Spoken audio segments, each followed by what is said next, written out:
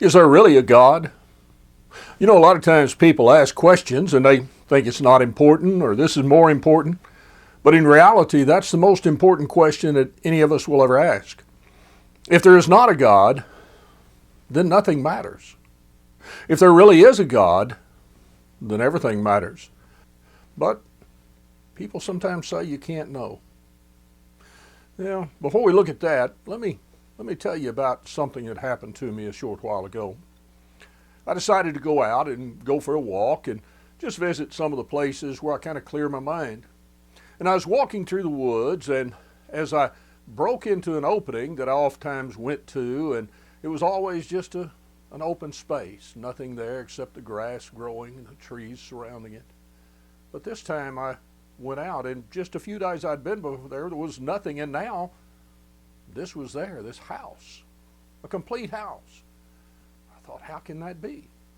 So I went to some of the people that lived around about, and I asked them, and they said, well, we're not sure either. It seems that just one day we heard a loud boom a couple of days ago, and then it was there. What would you think of that story? Well, you might think I need some professional help, as would anybody else who would tell that. But you know, that's what people respond with whenever they look at the universe, everything in it, the intricacies of the earth, the sun, the planets, everything about us, even our own bodies.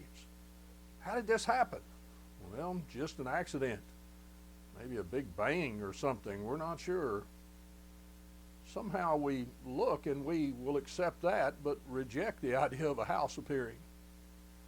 Well, the reality is the Bible addresses that. And I'm not using circular reasoning, just using a logical fact that the Bible sets forth. In the book of Hebrews, the 3rd chapter, in verse 4, the writer says, every house is builded by some man, but he that builded all things is God. Now what that does, that sets forth what we all recognize, the law of cause and effect.